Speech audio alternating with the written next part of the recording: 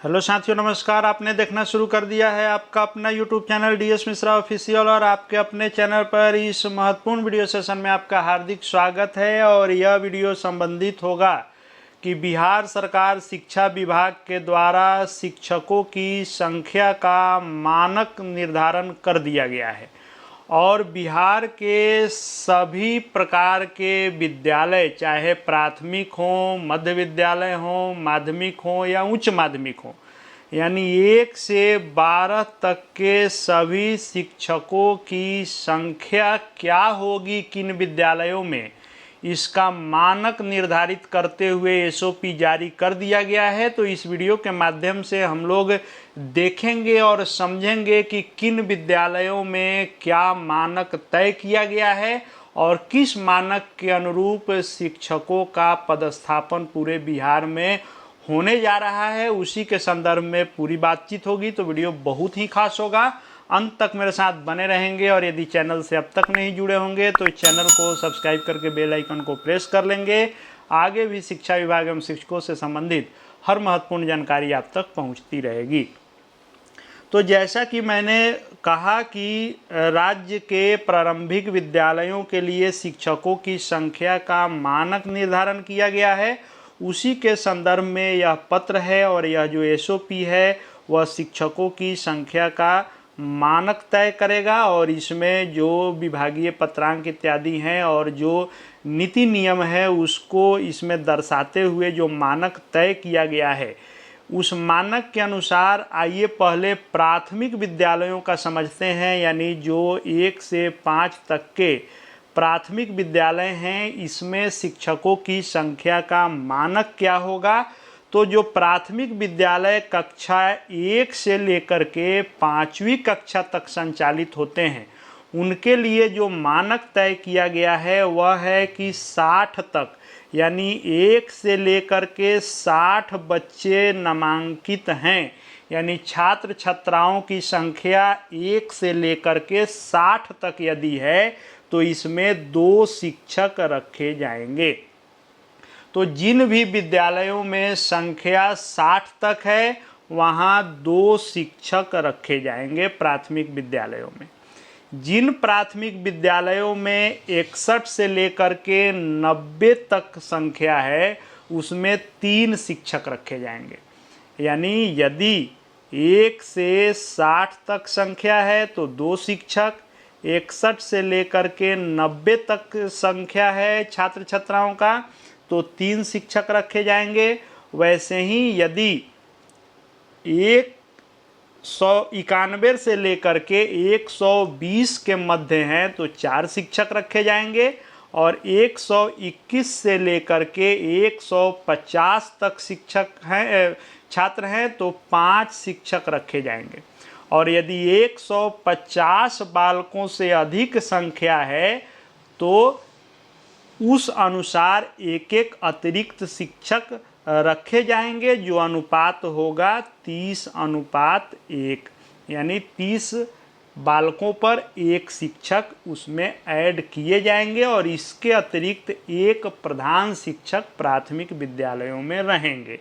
यानी कुल मिलाकर के यदि इसको समझें हम लोग तो जिन विद्यालयों में 1 से 60 तक संख्या है वहाँ 2 शिक्षक, जहाँ 61 से लेकर के 90 तक संख्या है तो 3 शिक्षक, 91 से लेकर के 120 तक संख्या है तो 4 शिक्षक, 121 से लेकर के 150 तक संख्या है तो 5 शिक्षक और 150 से जब ऊपर जाएंगे तो प्रत्येक 30 के अनुसार यह अनुपात बढ़ेगा।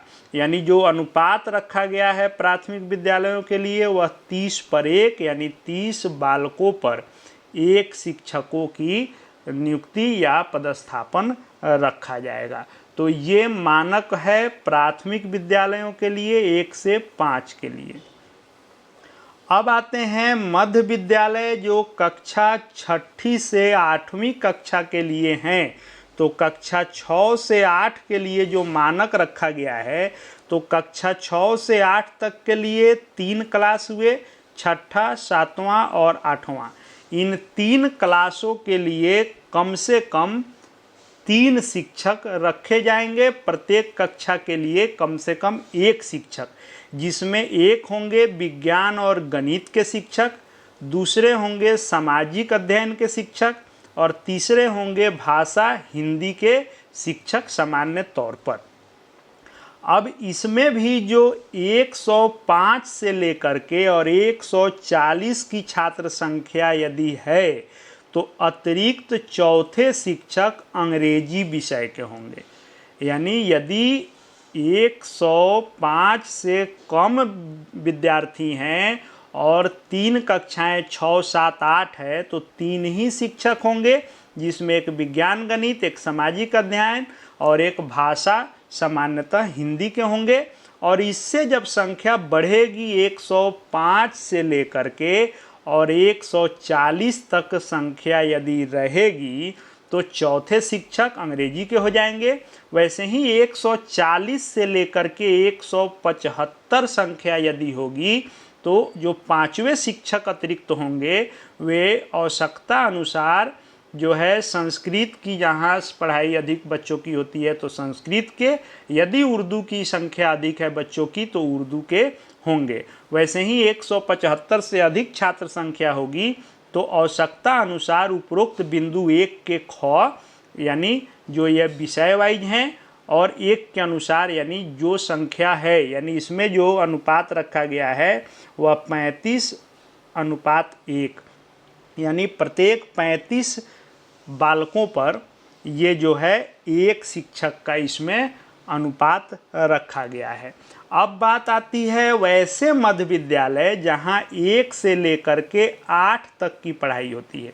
तो 1 से लेकर के 8 तक के पढ़ाई वाले जो मध्य विद्यालय हैं उसमें भी यही फार्मूला तय होगा। जैसे 1 से 5 तक के लिए ये जो हमने बताया ये ही मानक तय होंगे और फिर 6 से 8 के लिए ये मानक तय होंगे। तो यानी 1 से 8 तक के विद्यालयों में भी ये दोनों मानक मिला करके 1 से 8 के मानक हो गए, और जो 1 से 5 का सिर्फ है तो उसका अलग होगा, 6 to 8 है तो उसका अलग होगा, 1 से 8 तक है तो दोनों मिला करके नियम लागू होंगे। लेकिन जहाँ प्राथमिक विद्यालयों में एक प्रधान शिक्षक होंगे वहीं मध्य विद्यालयों में भले ही मानक ये अलग अलग हैं, जैसे 1 से 5 के लिए अलग मानक है, फिर 6 से 8 के लिए अलग मानक है, लेकिन चूंकि विद्यालय यदि 1 से 8 तक कंबाइंड है मध्य विद्यालय तो वहाँ प्रशासनिक दृष्टि से प्रधानाध्यापक एक ही होंगे 1 से 8 के, लेकिन इकाई अलग अलग मान करके ये मानक निर्धारित होंगे। तो कुल मिलाकर के देखा जाए तो 1 से 5 तक के जो विद्यालय हैं, चाहे मध्य विद्यालय में 1 से 5 की पढ़ाई होती हो या प्राथमिक विद्यालयों में, इसमें जो अनुपात तय किया गया है वह 30 पर 1 किया गया है।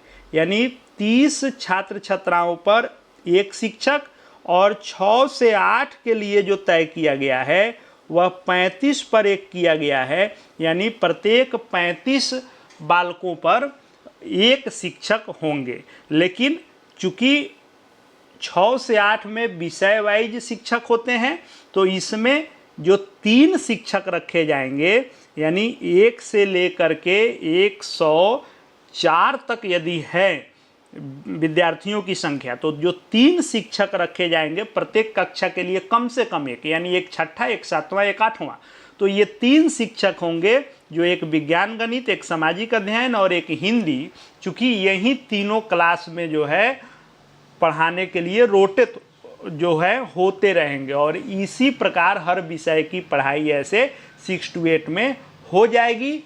तो रोटेशन होते रहेगा घंटी वाइज और हर विषय के 1 शिक्षक इसमें हो जाएंगे। और जब अधिक संख्या होगी तब जो है अंग्रेजी विषय के होंगे और आवश्यकता अनुसार संस्कृत या उर्दू विषय के होंगे। अब इसमें चूंकि सामान्यतः हिंदी का अर्थ यह हुआ कि कोई वैसा विद्यालय हो जहां उर्दू पढ़ने वालों की ही अधिकतर संख्या हो तो हिंदी के बजाय वहाँ उर्दू विषय के शिक्षक को प्राथमिकता दी जाएगी। इसीलिए सामान्यतः शब्द का इस्तेमाल यहाँ किया गया है। तो ये 1 से 8 तक के विद्यालयों के लिए मानक है, जिसमें प्राइमरी 1 to 5 30 पर 1, मिडिल के लिए जो 6 से 8 हैं उसके लिए 35 पर 1, और जो 1 से 8 के विद्यालय हैं तो वैसे ही प्राथमिक का नियम 1 से 5 के लिए, मध्य का नियम 6 से 8 के लिए, दोनों नियम वहाँ लागू होंगे। प्राथमिक में अतिरिक्त में एक प्रधान शिक्षक होंगे, और मध्य विद्यालय चाहे 6 से 8 हो या 1 से 8 हो, वहाँ एक प्रधानाध्यापक अतिरिक्त में रहेंगे। यही मानक सभी 1 से 8 के विद्यालयों में लागू होगा। अब इससे जो भी अधिक शिक्षक होंगे उनका रेशनलाइजेशन करने की जो बात हो रही है वह इसी आधार पर होगा कि जहां इस अनुपात से कम शिक्षक हैं, इस मानक से कम शिक्षक हैं, वहां उन शिक्षकों को निकाल करके डाला जाएगा जहां पर इस मानक से अधिक शिक्षक हैं। और यह जब पूरी प्रक्रिया कर ली जाएगी, मानक का जो संतुलन हो जाएगा, उससे जो रिक्ति बचेगी उसी रिक्ति पर अगली बहाली होगी। तो यही पूरा एसओपी है। आगे वीडियो के माध्यम से 9 से 12 का भी जो मानक है, एसओपी है, उसके बारे में जानकारी लेकर के आऊँगा। चैनल से यदि अब तक नहीं जुड़े होंगे तो चैनल को सब्सक्राइब करके बेल आइकन को प्रेस कर लेंगे। आगे भी हर महत्वपूर्ण सूचना आप तक पहुंचती रहेगी। इस वीडियो को देखने के लिए आपका बहुत बहुत धन्यवाद।